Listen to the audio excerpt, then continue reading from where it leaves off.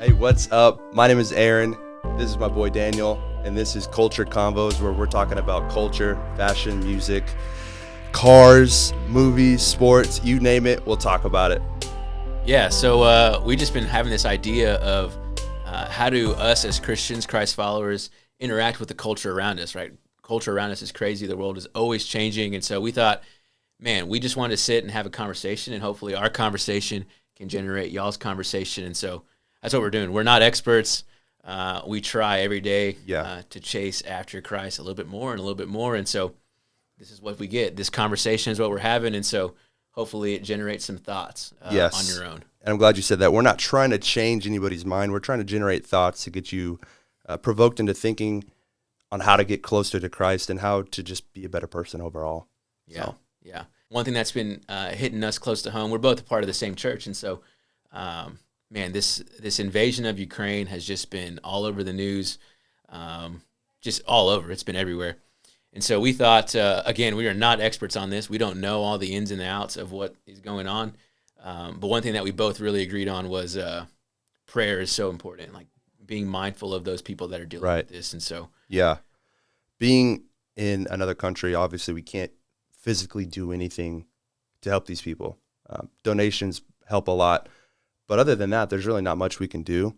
And it's hard to just sit back and watch. It's hard to realize that these people their worlds have been flipped upside down. And so prayer is one of the most powerful tools we have as believers, regardless of where the situation is happening. And that's something that we can control and that we can have an influence in. And so, yeah, man, I think that's the biggest tool that we have in our tool belt at this moment. Yeah, I think, like I say, we're part of the same church. And so, like, I think one way that our church did this is they gave us a couple of prayer points. And so, man, I thought it'd be great just to share those prayer points. That way, if you're somebody who is a praying type and you want to write these down and you want to join with us as we pray for the country and the people, man, I'm just going to give you 3 prayer points, and then we'll kind of talk about each one. And so the first prayer point that we had was that an intentional prayer for the civilians that are caught in this war. Like every day you turn on the news, if you're reading the articles, if you're keeping up with it, man, there's so many civilians that are getting either if they're in the hospital and they're underground, or if they're having their homes destroyed. Like there is just civilians that are caught in the crosshairs of this war. And so we wanted to start there. And so, man, like just any thoughts that you had on that piece? Yeah, I think that as just a human being, it's one of the toughest things to wrap our minds around, just the fact that millions of people are being affected by the choice of a single person primarily. It's tough. It's tough. How do you help them? How do you put yourself in their shoes? How do you try to put yourself in their mindset to understand what they're going through? It's one of the most insane things that our modern day has witnessed, especially our generation, learning so much about these wars where people have had their whole lives, their whole towns, their cities blown up and destroyed right in front of their faces, and people killed, and it's just tough to grasp. I don't know if people pray over the civilians, like in my mind, I thought that people kind of overlook that aspect. How do you pray for the civilians? And I don't know, man, that was a heavy one on my heart for sure. Yeah. So like when we started off, we just said, man, we're going to start by praying for the protection and the provision of those that are choosing to stay and fight and to live, and among all that stuff, but also those that have been displaced. I mean, you've heard the reports of just thousands and thousands of people that are getting out of the country. And so, man, that's where we wanted to start. We wanted to start by praying for protection and provision over those people. And so we moved on to the prayer point number 2, which was praying for the church. One of the images that's in my mind from when the war or when this invasion actually kicked off, I think it was like CNN or one of those news sites had this video of these guys out praying. That were it was like all over the web. It was on like Instagram and Twitter, and it was like all over everything. And so that's the image that goes through my mind when we started talking about this prayer point number 2 of praying for the church that is there. Obviously, churches everywhere. Big C churches, not just in America. It's all over the globe. And so we wanted to set out and to pray for the church that is in Ukraine. Yeah, and we just have to keep in mind that the church isn't it is and it isn't a physical place, right? Yeah. But their physical places have been, I mean, torn down, exploded. They've been exploded. And so praying for the church, helping keep the faith strong, the hope strong, because you got to have hope in a time like this. You know, if you're going through it and you're in the midst, that's probably one of the most difficult things to have is hope and an outlook on a brighter future, a day of end for this war. And it was really beautiful when we had a gentleman at our church. He actually has been to Ukraine and served in the church and done mission work over there. And so he spoke about how they're alive and well. The church it's not gone. And It's flourishing almost, yeah. Yeah. And it was beautiful to hear him talk about it and how he's somehow been able to communicate with the people over there that he knows personally. And they're asking us for prayer. They're asking like directly, hey, pray for us. We need your prayers. We need God, you know? And so that was really interesting hearing it from the firsthand people that talked to this gentleman. It was really cool. So that prayer point number 2 is praying for the church and praying for the strength and encouragement for our brothers and sisters that are thousands of miles away, but yet so close, like in our thoughts and our prayers. And so, and then lastly, we wrapped it up with that third point of just praying for leadership. And the one thing that I thought that was super unique that we often forget about is, of course, like we're praying for the leadership of the people in Ukraine, right? We get on again, you're watching the news and you hear the Ukraine leadership come out and they're speaking and they're brave, and it's really encouraging to see that he's right there with his people. But also we prayed for the leadership of Russia. And I thought that was really interesting because like you forget they are people too, and God can do amazing, incredible things. And so we spent time and we prayed for not only Ukrainian leadership and the allies that are working with Ukraine, but also for Russian leadership, and that there be a softening of the heart to stop this war. So I thought that was really, really interesting. Yeah, I really enjoyed that because it's hard to pray for your enemies. Yeah. It's hard to pray for the people who are doing harm to you, especially in real time when death is involved and people are having their whole lives turned upside down. So that was very impactful. I think everybody at our prayer night especially was very moved by that and touched by that. And you could truly feel the I mean, I don't want to say the energy. I hate saying that, but you could really feel. Yeah, you could feel the Spirit of the Lord like in the place that we were praying. Yeah, right. Another way, like Aaron was talking about, is the support. I know here in Austin, we were able to go to a couple restaurants this weekend that were linking up across the city and donating funds to the people of Ukraine. And I know there's still some things going on. And so, man, if you hear about anything, maybe we'll link some of those. Keep your eyes open, and especially like obviously if you're not in Austin, keep your eyes open on social media because people are trying to help. Just keep your eyes open. There's a lot of ways that we can get involved, but if at the least of anything you can do is pray, man, there's three prayer points for you. So the other topic that we're going to talk about today is really not it's not quite as heavy, but it's a little lighthearted, man. But yeah, so we were me and Aaron also run together, and so this morning on our run, we chatted about this one. This is going to be fun. We're going to talk about Mr. West. Kanye West, Yeezy, Ye, whatever you want to call him. Mr. West is in the building. It all comes together. That's right. And I think the crazy thing about Kanye West is that we could probably pick 8 or 9 different things that we could have talked about as far as him stepping into culture. But we're going to focus.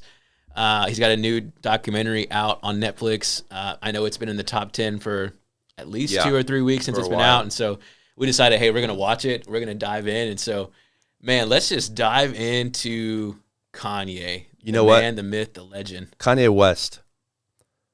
I'm going to let you take this one on the start, bro, because you've been talking about it all week, how you were molded by this man when you were coming up as a youngster. So go ahead and kick us off on this one. I'm the old man of the group. So, man, Kanye West was hip-hop for me. Like, I remember College Dropout, Late Registration, Graduation, like those 3 albums probably really did a lot of shaping of my music taste. Like, it's incredible. Like, the art behind his music and his albums man, you can see it, like you can hear it. I mean, it's incredible. Yeah. So you watch this documentary and you really get a real piece of like the behind the scenes, the curtain has been unveiled. And so we know, like, I just want to say this up front. Man, Kanye West has been dealing with a lot of mental health issues, and he's noted it. Right. There's been news about it. There's been talking about it. And so obviously with the mental health stuff, man, you've got to take care of your mental health. Like, you've got to get the help you need. You've got to surround yourself with people who are pointing you toward that. But Right. like I said, we're going to specifically talk about the documentary. So, man, I just want to know your initial thoughts, man. You watched the 3 episodes. Man, fill me in, because I know you are not a hardcore fan at the beginning of his career when this documentary starts. So, man, just fill me in with your thoughts. So I've always listened to Kanye's music and never really got too involved in his personal life until I guess I don't know, a couple years ago. But watching this documentary and seeing beginning to end from the very start of his music career, when he was a nobody living in Chicago making beats, it opened my eye. It was really inspiring to me personally, because this man had undeniable doubt in himself, which is, I think, a combination of like what made him what he is today, in the good and the bad. You know, I think that his story is incredible. I really enjoyed seeing the history behind it and seeing all of this stuff come together. And I don't know, man, it inspired me. I felt happy when I saw the songs that I love come to fruition for the first time ever in their existence. Yeah. How he sat on them for like years before he released them, or anybody would take the opportunity to help him out and get his career going. But overall, I think Kanye is just one of those people who truly, truly is just different. Yeah. I don't think it's acting. I think a little bit of it is exaggerated, right? And there's a difference between acting like somebody you're not and just exaggerating who you are. And I think his is exaggerated to the fullest extent, but he's not acting like a crazy person. I think that is Kanye West. Kanye West is all these different things, like just trapped inside of a skull. Yeah. I think there's a quote in there that said, you ever been put in the hospital because your brain is too big for your skull? Yeah. And he said, I have. And I'm like, whoa, that's crazy. Yeah. It's wild, man. And what struck me was that from episode 1 through the, whatever it is, 7 hours of footage that they've got, the thing that like struck me was that Kanye has been searching for this identity piece. Like whether it was him as at the very beginning, he's talking about, I want to be the best dressed rapper. Yeah. Right. There's an identity to that. Whether it's creating his own fashion brand or going into Rockefeller and saying, hey, you can have my beats, but I'm a rapper and that's what I'm going to be. Or even like as he goes through and he's the passing of his mom and this marriage to Kim K, and it's like this guy has just been searching for his identity. And really it struck up a thought in my mind of, again, as a Christ follower, I can only find my true identity in Jesus. Like I can only find my identity in who God says that I am. And so that's the one thing, man, if I could just sit and have a conversation with Kanye and be like, man, that's where you've got to start. Like that's where all of this should be overflowing from. Yeah. And there was a little snippet of time, even in the documentary episode 3, where he's going through and he's doing the Sunday service and he releases Jesus is King, that there was a thought that maybe he was finding his identity in God and in Jesus and not in himself. Matter of fact, you mentioned a quote, and there was another quote in there that he said something along the lines of like, well, culture had become my God. And so he was doing all of these things to make it out to be like he was the God of culture, like he had it all. And there's this shift, and he's even mentions it about like, Jesus is king, like it's everything that I do needs to be done through that. And somewhere along the way, I'm not one to look at somebody's salvation and judge it, but it just feels like he's gone off of that. Like he's left that piece again. Man, it's tough to watch, and it's really sad. Like I think I texted you while I was watching episode 3, and I was like, man, this is heartbreaking because he is so gifted, whether it's through music or through fashion or through whatever. He is so gifted, and it's just so sad to see kind of the unraveling a little bit. When Jesus is King came out and the Sunday services started to come out, I was on board fully, because to me, I was like, man, if Kanye, who knows where his heart truly lies, hopefully it lies with his intentions of fully on spreading the message of God and bringing people closer to him. But I think that when he started those Sunday service in Jesus is King, I was like, dude, yes, Kanye is the biggest musical inspiration in rapper out there still. Yeah. You mentioned The today. platform is huge. You mentioned today that when in 2002 is when one of his albums came out. Or one of his songs. 2002 was like when he really started to make a name for himself. I think it might have been 2004 when the first one came out. So you said that and you were like, yeah, I was in like 5th grade, 6th grade, something like that. Way to age me. Yeah, man. And geez, you were like in high school already. And you said that and I was like, wow, like how crazy is that? So if people have been following him for that long. Yeah. And all of a sudden he's like, you know what? God is the answer. God is the truth. God is the way. And who knows how many lives that could have changed for the better, you know? And that's kind of the vision. That's what I saw through that. I saw the positive in that. I think in this situation, given his mental state, I think that it was pretty genuine at first. And then as his mental state kind of fluctuated, who knows where his intention lies in that, because it's hard, you know, that's tough. And then we can't ever tell what he was going through and how he actually felt. But that was a huge turning point for me, for Kanye. And I've always enjoyed his music and loved his music, but him as a person, that's kind of what changed him for me. I think when you're talking about like the Jesus is King piece, I think there's a lot of people in the circles that like we would run in, right? Like in the Christian circles that were like, I don't know. But if you just listen to the album, Jesus is King, I mean, there is some really, really good, truthful content on there. Yeah. And of course it's Kanye's production and it's Kanye's musical work. And so that's going to be top notch. And so talked about, man, just like using your platform. Like there was a moment in time where that platform that Kanye had was being used to like spread the gospel, and it was incredible. Yeah, there was conversations that were happening about like, who is this Jesus guy? What is he talking about?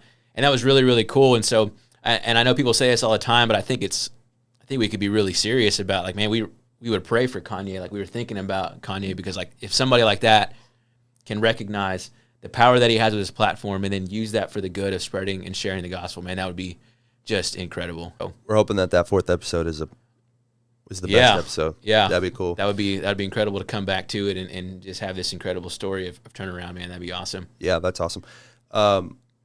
Shout out to Kanye. Watch the Netflix documentary if you haven't. It's really good. And if you like hip hop, you're going to love this documentary because it shows a lot of the behind the scenes. And shout out to Cootie, man. Cootie's doing the work, a real man. guy, man. He was doing the work. Yeah, it's crazy just to, like, just from a videographer standpoint, like seeing like the grainy film from the beginning to like now shooting it in 4K. He's like out at the Wyoming ranch. It's like all 4K. It's like, it's crazy. That just shows you how long Kanye's been relevant. Yeah. From the grainy footage of 2002 to 4K in 2022 is just incredible, man. But hey, we don't want to sit too long. We just wanted to have this conversation. So hopefully the conversation that we're having maybe allows you to have some conversations, or maybe allows you to think of some things that you would like to address or to talk about. Man, that's what our whole goal is just to generate conversation. So generate conversation with friends, family, loved ones, or even people who you look up to as like a mentor. Maybe see what they think and get some thoughts rolling on that. But man, thanks for hopping in for this first one. Appreciate it. If you're watching with us, man, thanks. This is the first time we've done this ever. So we'll see how this goes, man. We love to keep this going. So if you appreciate it, man, like it, give us a follow, subscribe, do all that fun stuff, share us on social media, man. We'd love to keep doing this. And give some feedback and some ideas that we can talk about for the next ones. Absolutely, man. We appreciate it. Thanks for hanging out with us. See you later. See ya. See ya.